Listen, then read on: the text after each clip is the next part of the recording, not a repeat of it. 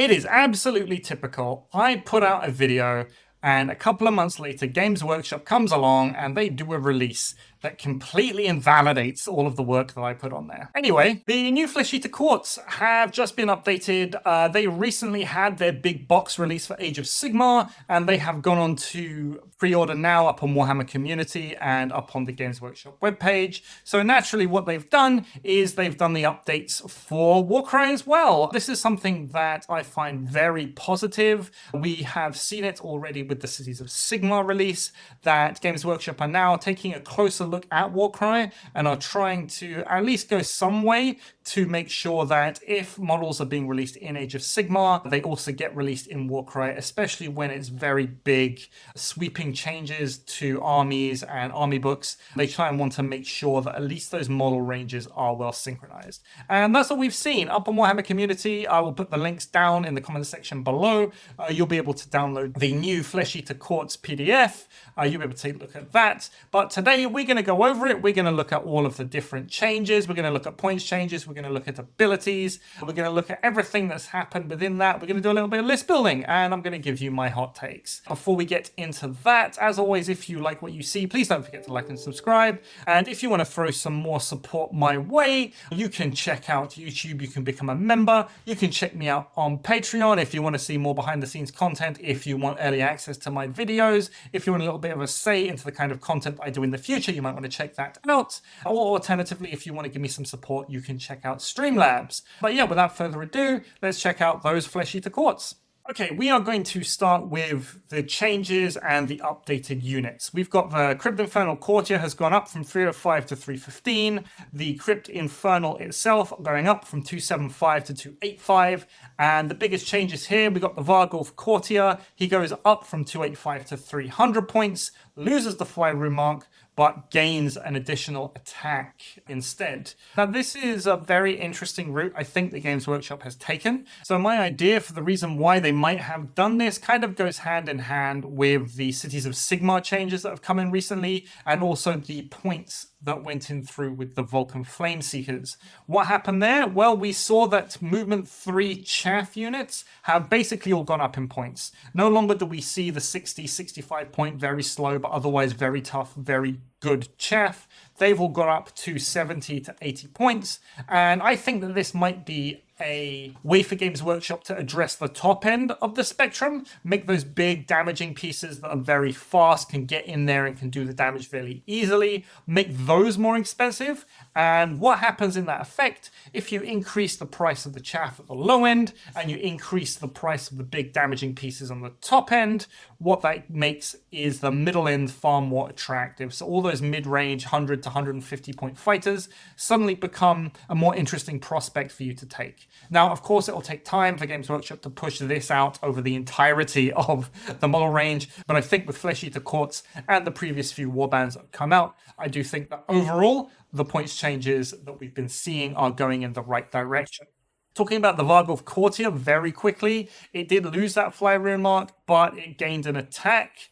What we're going to be doing primarily is comparing that Vargulf Courtier to things like the Crypt Infernal Courtier and the Crypt Infernal when we're looking for big, powerful units for our lists. I think that if we're looking at the Crypt Infernal Courtier versus the Vargulf, it loses 2 points of movement and it doesn't have the Fly Room mark. They both have the same number of attacks, both same strength, but the Vargulf does have that increased base damage. The Crypt Infernal does have one more wound also. So I think for that 15 points that you're paying, you are kind of getting a better deal with the Crypt Infernal Courtier. So I wouldn't necessarily look to taking Vargulfs. Similarly, things like the Crypt Infernal itself, it's only marginally worse than the Infernal Courtier. It's missing a point of strength there, and it's missing a couple of wounds, but overall it's largely the same fighter. So I think we'll be seeing more along the lines of Crypt Infernals as opposed to Vargulfs and the Courtiers themselves. Moving on, we've got the Crypt Haunter Courtier is now 255 points. Again, the same comments that I have for the previous fighters do apply. You're really going to be looking at these fighters compared to the ultra top end, and you're going to be saying, okay, is it worth the extra 20 points, 30 points, 50 points in some cases that you're going to be paying over the cost of your more basic fighters? I don't think it's necessarily worth it. I would tend to look at the cheaper end that will allow you to get more stuff in overall. We've got the Cryptghast and the Cryptghast Courtier. They've both gone up in points, 115 and 145 respectively. Otherwise, they haven't changed. No one really took them before. Anyway, maybe if they did, they would take them as allies just to get access to a couple of abilities. So I don't think that's really a big point of difference in that case. Talking about, again, our big things, we've got the Crypt Horror. Actually got a little bit of a points decrease, got a bit of a points break. It's now 180 points as opposed to 185. 4424 damage profile, pretty good. Movement 6, toughness 4, 28 wounds. So this goes to what I was saying. I think I would look possibly towards more the inclusion of Crypt Horrors as opposed to the bigger things, just because we're going to see it. It's a theme that goes across the entire warband. Things have got more expensive, and you'll be looking at generally 1 or maybe 2 models less than the kinds of warbands that you might have wanted to bring before. The Abhorrent Ghoul King stayed the same, apart from getting the Frenzied rune mark. Crypt Ghouls, they went up to 60 points from 55, and they got the minion rune mark. This does mean that they are 5 points more expensive than the same stat line that you get out of Cities of Sigmar elves, but I think when you compare the elves to Flesh Eater Courts as a whole, Flesh Eater Courts have way better abilities than the elves do, so I can happily take a 5-point bump. But we have a bunch of new units in there. All of these were released at some point over the last year, some of them with the Dawnbringers Crusade, some of them in the new Flesh Eater Courts battle box, some of them are going up on pre-order very, very soon, so we can take a look at those. We have got the Abhorrent Cardinal and the Marrow Scroll Herald. From the outset, these are 2 very good support fighters. We're going to look at their abilities soon. They are both characters, so they are going to be taking up your hero allowance, but otherwise 130 points or 155 points, 18 wounds, toughness 4, movement 5, I don't think is absolutely terrible, especially, again, considering the abilities that we're going to take a look at. The Marrow Scroll Herald, it's fine in combat, 3424. Abhorrent Cardinal, you're not going to be writing home about their damage. The Abhorrent Gore Warden is a new one. That's the new ghoul with the bat wings. 4424 damage profile. It's okay. It has movement 10 and fly, which is very good. However, on the flip side, we're looking at only 20 wounds and toughness 3. That being said, again, when we're going to look at the abilities, it does have some very interesting things. So just bear that stat line in mind when we do go to look at it. Champion of Morbeg here, 295 points. It's got a 4434 damage profile, which is okay. I kind of like the 3-4 damage profile. It gives it a lot of consistency and makes things much easier when you're trying to figure out where you're going to be placing your models and how much damage they're going to be doing. It's got a 2-inch range, which coupled with its movement 10 and its fly rune marks gives for a lot of damage projection. It's only got 25 wounds, which is a bit low when compared to the other Flesh Eater Courts big fighters. Usually you're going to be looking at 34, 38 wounds, something like that. But it does have the toughness 5, and I feel like the toughness 5, it goes a long way to negating a lot of that 25 wound downside. I quite like it when we compare it to things like the Vargulf and the Courtiers, especially in that kind of range, and not necessarily doing any comparisons to stuff outside of the warband, considering it looks like we're on a new points calculation. I think it compares pretty favorably as this weird tanky, mid-rangey kind of fighty style fighter. I can see the uses for the Champion of Morbeg. It will really come down to its abilities to see exactly how good it is and how well it will perform on the battlefield. Also here we've got the Crypt Captains. There are a couple of different flavors, one with Cursed Blade, one with Cursed Halberds, 135, 140 points respectively. They're fine. 3-4-2-4 damage profile, one with 1-inch range, one with 2-inch range. Both have the minion, bulwark, and hero rune marks, which is interesting. Movement 5, toughness 4, which is a step up from your basic ghouls and your ghoul heroes. And they do have 10 wounds, which is fine. Again, they're in a similar situation of all of these just like units champion hero fighters, where I don't think they'll necessarily be used, but they're in there for completeness. Finally, we've got the Royal Decapitator, which I really like, 175 points. We've seen this profile before, 2545 damage profile, very good. It's very similar to the Wielder of the Blade that's come out of Headsman's Curse. As always, what we're going to be doing with this kind of fighter, we're going to be giving it the +1 attack, Divine Blessing, bringing it up to a 3-5-4-5. This one's got a 2-inch range, so that pushes out its threat potential, especially with its movement 5, which is pretty good. 18 wounds isn't terrible for a fighter like this, and its toughness 4. We've looked at the Crypt Guard champions. These are the Crypt Guard themselves, 80 and 85 points respectively. Again, they're fine. Movement 5, toughness 4, 10 wounds is, I think, okay in that bracket.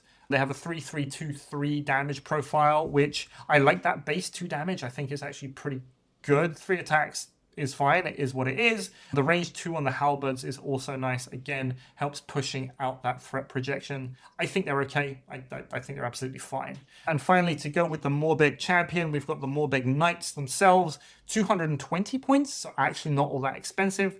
Toughness 5, which is pretty good. 20 wounds is okay for a fighter in that points range. It's not anything to write home about. It kind of puts it on par with those bespoke warband heroes in that kind of points range. But what it does have is movement 10 and fly and the 3-4-3-4 damage profile, which I actually think is pretty good. So I think Morbeg Knights are okay. I would, if I were list building with this, I would probably like to see 1, maybe 2 of them maximum in your warband. Probably 1, actually, because they do have that movement 10. There are a bunch of units that stayed the same, which we'll quickly go over. The Abhorrent Arc Regent stayed the same, the Crypt Flayer and the Crypt Haunter. Absolutely no change. There are some ability changes, which we're going to look at now. Okay, so looking at the new abilities, we're going to start with the reactions. We've got Baffling Parley, which makes a return. So a fighter can make this reaction after they're targeted by melee attack action, but before the hit rolls are made. You subtract 1 from the attack's characteristic of that attack action to a minimum of 1. This works very well on those 3 attack, really big fighters with the good damage profiles. Not so much on your smaller fighters, things like your ghouls, because with 10 wounds, they're still very much likely to fall over. But there's a big difference between 3 attacks at 4-8 damage and 2 attacks. So I think there is a use for Baffling Parley. Second reaction we have here is Royal Bodyguard. This is open for the Crypt Guard and the Crypt Guard heroes. They have the Bulwark rune mark. And Royal Bodyguard reads, a fighter can make this reaction when a friendly fighter with the hero rune mark within 3 inches of them is targeted by an attack action after the damage is totaled, but before it's allocated. If it's enough for that fighter to be taken down, you're going to be allocating damage points 1 at a time to this fighter instead. If this fighter is taken down, any remaining damage goes back to the friendly hero. So, if we remember our Abhorrent Gore Warden, the flying guy, he's only got toughness 3 and 20 wounds. If he's next to a Crypt Guard or one of their heroes, the Crypt Guard can make their reaction whenever the Gore Warden gets hit with an attack that would otherwise kill it, and it can absorb the damage. So in effect, it's an additional 10 wound buffer for your heroes. Now, considering that we've seen a whole bunch of support style heroes of Flesh Eater Quartz, I think Royal Bodyguard has the potential to be very useful. I don't know how many Crypt Guard I would take, maybe 1, maybe 2, depending on the amount of heroes I'm actually dealing with. But I definitely do think that the reaction itself is something that you'd want to be using. Continuing to talk about the Crypt Guard and bringing the Crypt Ghouls in, they'll have the Minion rune mark, and what the Minion rune mark gets you is the Scrabbling Hordes double. So we're going to pick a visible friendly fighter within 6 inches with Flesh Eater Quartz and the Minion rune mark that's not yet activated, and that fighter immediately gets to activate after this fighter ends. We've seen this ability already. It's Inspiring Presence, in effect. But in terms of translating that into actual warbands, we've seen it with the Claws of Karanak and the ability they've tried to introduce a couple of other times. Now, in the Claws of Karanak specifically, it never really took off. In a game like Warcry, where action economy and action advantage is very important to your games, giving up that economy just to move a normal guy like a ghoul or a Crypt Guard isn't necessarily one of the better things to do. So you're going to be using your dice to go -1 to get a guy to activate first, possibly with the potential to kill a guy that would otherwise kill you. So it's a very, I think, difficult ability to both balance and get the most use out of. I'm pretty sure that's why Crypt Ghouls have gone up to 60 points, because Games Workshop are putting high stock in this kind of ability. I'd like to be proved wrong to see someone use it to very good effect, but so far we just haven't seen that materialize. Flesh Eater Quartz themselves, they do have a couple of generic abilities that they can use. One is Hungry Talons. So until the end of the battle round, each time an enemy fighter within 6 inches makes a disengage action, but before that fighter moves away, we're going to allocate d6 damage points to that fighter. I don't know about the use of Hungry Talons, to be honest. There are some warbands that make a lot of use out of their disengage actions, but the timing of this one is really what kind of puts me off it. To use Hungry Talons properly, because it's an ability and not a reaction or something like that, you're going to have to use it early in the round, which telegraphs to your opponent, okay, he expects me to disengage, so if I do that, I'm going to be taking this damage. And it really gives your opponent... It doesn't increase the amount of decision points for your opponent necessarily to make. It just tells them that, oh, okay, he wants me to do this, to do this. And I think using a double on that is not necessarily the best thing to do. All of the Flesh Eater Courts also have the Royal Hunt quad, where you are adding +1 to the attacks and damage characteristic of this fighter's melee weapons for each visible friendly fighter within 3 inches until the end of their activation. I think this works very well in a, as they say, talls and smalls style list. You're going to be using it on your bigger, more powerful characters for massive single target damage, as opposed to something like a Rampage, which allows you to attack multiple times, potentially on multiple targets with your free move. The reason why I say it probably works better in a talls and small style list is because you will need that volume of fighters to be able to add the attacks and the damage to the main fighter that's using it. But the nice thing about it is that because it is effectively a quad, you can basically use it on anyone. So let's say you've got a Crypt Ghoul, he's got 3 of his buddies next to him. That Crypt Ghoul uses the Royal Hunt.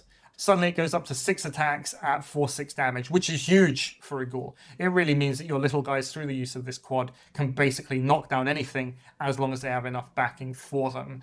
For your big fighters, I think if you want to use this over Rampage, you're going to be looking to have at least 2 additional fighters within 3 inches of you in order to get more value out of it than just, say, attacking normally with your 4 attacks at 2/5 or 3/5 damage profile.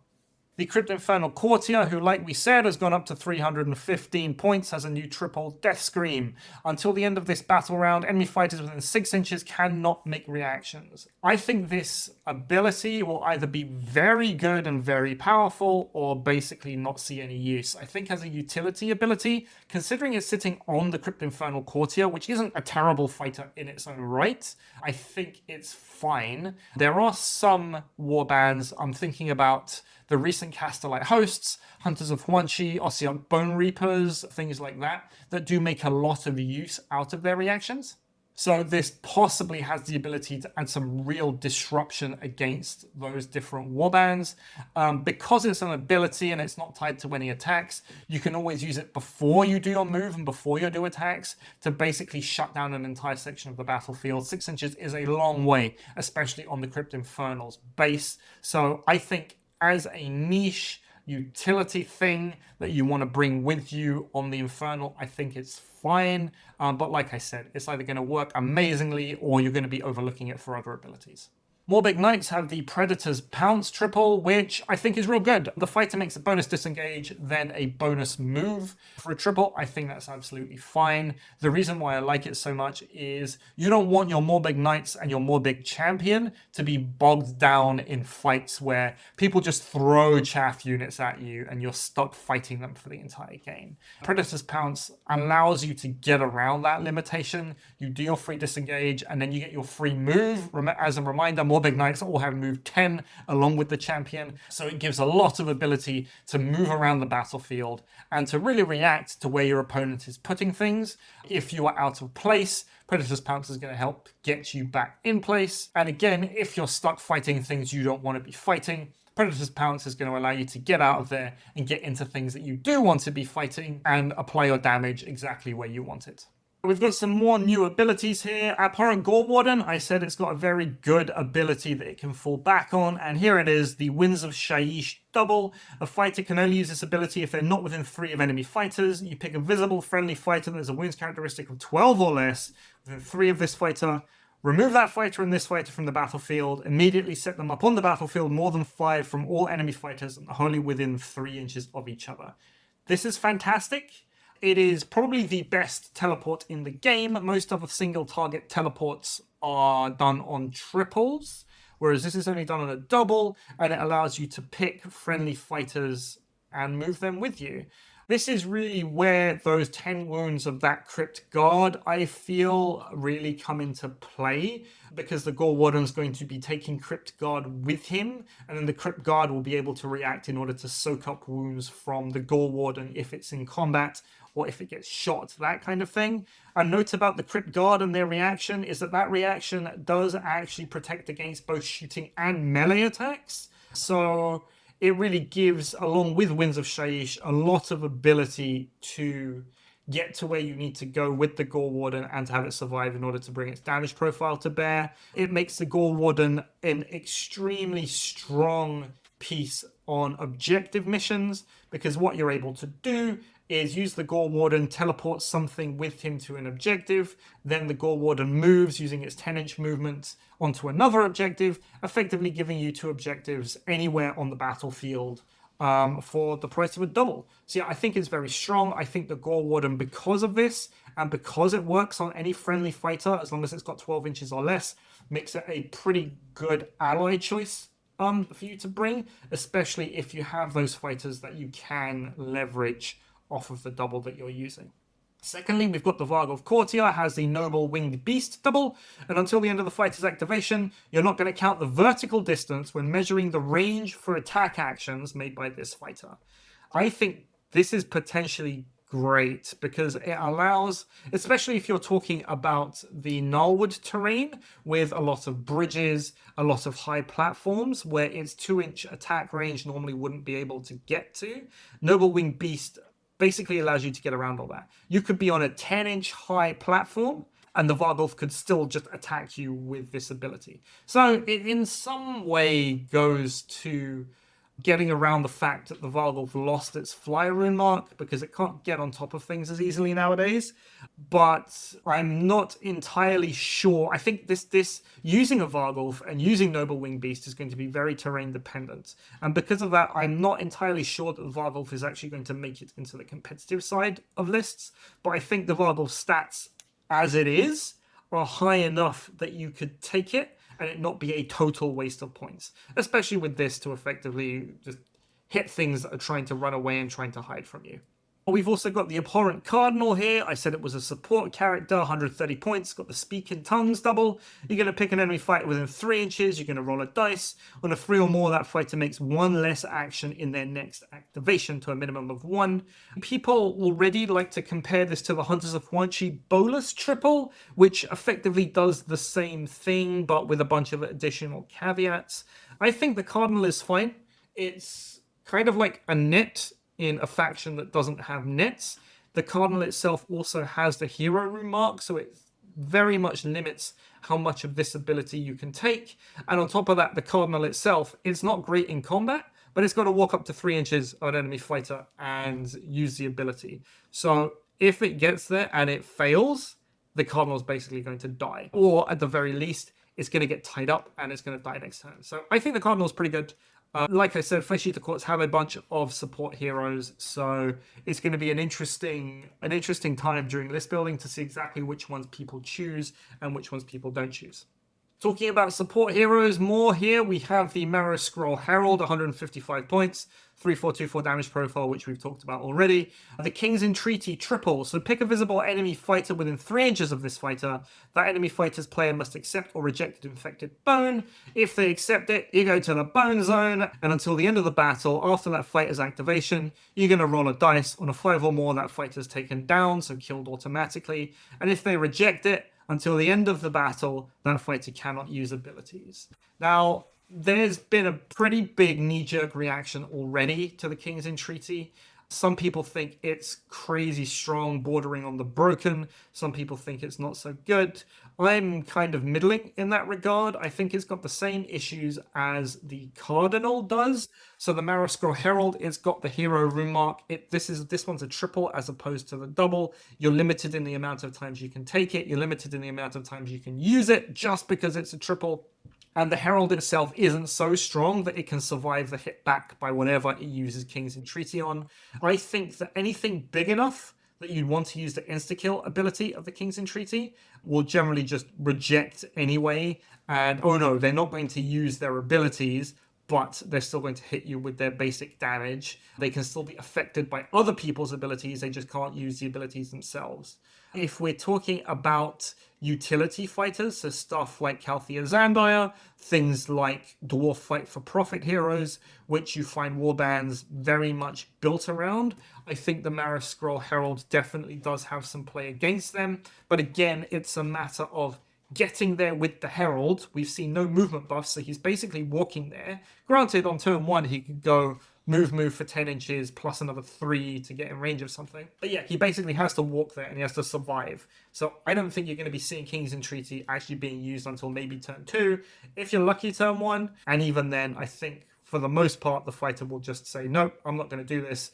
I'm just not going to use my abilities. I think in rare situations, you might find that the fighter actually accepts, but I think those are going to be rarer than the other option. Next up, we have a couple of abilities that all Flesh Eater Quartz heroes have access to. We've got the Quad Degree of Chivalry, so we're going to add 1 to the attacks characteristic of melee attack actions made by visible friendly fighters when they're within 9 of this fighter. If the fighter has the Berserker rune mark, so the Abhorrent Archregent does in this case, we're going to increase the range of the ability by a number of inches equal to the value of the ability. Again, very much like the other quads that we were talking about, you have to ask yourself, is it going to be better than Rampage? I think in some situations, Degree of Chivalry might be better than Rampage, especially if you've got 5 or 6 different fighters all fighting at the same time. But the kinds of heroes you're going to be using this on, so let's say the Archregent, for example, has enough damage that if it was going to Rampage, it would get more attacks and it would net more gain out of Rampage than Degree of Chivalry. I think it's nice to have if you're in that situation, but otherwise you're basically going to be using Rampage most of the time. Finally, we have the Victory Feast triple. A fighter can only use this ability if an enemy fighter has been taken down this activation, and it's a heal. It's a mass AoE heal with a 6-inch range. You're going to heal up to half the value of the ability rounding up, and if the fighter has the Frenzied remark, we're going to be adding +4 to the value of the ability to a maximum of 7. I think that heals overall in this game see mixed use. I think single target heals are generally better than our AoE heals, especially considering that this is a triple. That being said, if you're running some kind of big monster style Flesh Eater Quartz warband, maybe Victory Feast might be useful for you. They have a lot of very high wound 35-36 style fighters, so using Victory Feast might be able to push those fighters to survive 1 extra round of combat or 1 extra turn. Finally here, I've done a little bit of list building just with the things that we have in the compendium, not really looking at any allies, but just looking at Flesh Eater Quartz and seeing what they can put forward. I've got here, this is 1,000 points. There's a few points extra if you wanted to use more Divine Blessings, but I've got the Gore Warden, Royal Decapitator, Cardinal, 2 Crypt Guard with Blades, 4 Crypt Ghouls. It's a 9-man warband, so it's not extremely small. It's not extremely large either. I think it's got some damage in there and some tricks. So let's take a look. I think that the Royal Bodyguard's Winds of Shaiish combo makes the Gore Warden actually pretty tanky and one of the best teleport treasure objective style fighter combos that you can get in the warband, and probably in death next to the Dreadblade Harrow itself out of Nighthaunt. So I think it's pretty good. I think it's definitely something that warrants testing. Like I said when I was talking about the Gore Warden, I do think that that ability alone makes for a pretty decent ally option if you're able to leverage the 12 wound fighters. Outside of Flesh Eater Quartz, you won't be able to use the reaction to get the extra wounds.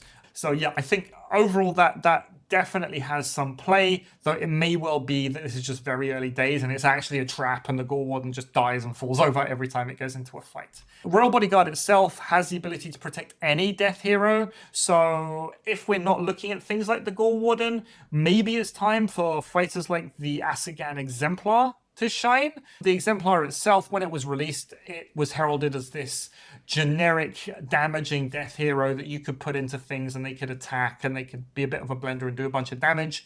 That never really worked out, especially with things like the Wielder of the Blade from Headsman's Curse that you can buff up to 3 attacks to do basically similar damage. Maybe Crypt Guard, using their Royal Bodyguard, have the ability to babysit something like the Exemplar, to get it to where it needs to be, and to do the damage despite it being really squishy with only toughness 4 and 20 wounds itself. Heavy hitters overall have gotten more expensive, along with chaff units. Ghouls went up to 60 points from 55. So I think that the Royal Decapitator with the Blessing of Ferocity at 200 points is actually a fairly decent source of damage. It gets a 3-5-4-5 damage profile. Again, you can combo it with one of the Crypt Guards. You can get that Royal Bodyguard in there to stretch out its wounds. So its 18 wounds isn't really a massive issue. So yeah, I think it'll do okay as a pretty good single target source of damage. Thinking about the support heroes, the Cardinal, the Decapitator, and the Herald, I think they're all pretty cool, but you're kind of restricted by the fact that they're all going to cost you a bunch of points. They aren't fantastic by themselves, and you only have a certain amount of hero slots to actually bring. So overall, I don't think you're going to be seeing all of them in one list. I think you're going to be seeing one or maybe two of them. Here I've chosen the Cardinal because I think that the net style ability on a double is far more reliable than the insta-kill or the power to not use abilities from the Herald. So that's why I've chosen this. You could easily take a Herald instead if that's something you wanted to do, or you could drop the Decapitator, for example, take both of them, take a much more fighty big character, and you could run it that way. Thinking about how else you would want to build this, because the big things have really gone up in points and the little things have kind of gone up a little bit, I'm thinking the 180 point Crypt Horrors might be a way to go. They got a little bit of a points break to make them somewhat more appealing. They do have a lot of wounds. They do have a decent enough damage profile. So if you wanted to make a more medium monsterish size warband, possibly those guys are things to look at. And then you can use your support heroes in order to add the additional abilities to complement their just natural tankiness and their damage. Okay, that's it. That's it from me for today. Thank you very much for watching. Yeah, I think overall the new Flesh Eater Courts provide some interesting list building challenges. I do like the way that Games Workshop seem to be going in terms of pushing up the points of the bigger style fighters. I don't necessarily know if the Crypt Ghouls needed to go up from 55 to 60 points, but I mean, time will tell on that one. I do think that the list does give a lot in the way of different tricks for Flesh Eater Courts to be able to use. And on top of that, it does open up a whole bunch of additional allies for Death to use, which I think is something that they are sorely lacking at the moment. So overall, I'm actually extremely positive about the release. As always, if you like what you see, please don't forget to like and subscribe, and let me know down in the comment section below what you think about the new Flesh Eater Courts. If you've got any interesting combos or any builds that you want to check out, or if you've got any lists that you're thinking about playing either soon or events in the future, that's all something that I'd like to hear. Or otherwise, maybe you think I'm crazy and my entire analysis is completely off, Flesh Eater Courts are ruined, please let me know and we can have a good chat about it. But anyway, that's it. Like I said, that's it from me for today. Thank you very much for watching. I've been Itan, this has been Off Better Musings, and I will see you next time.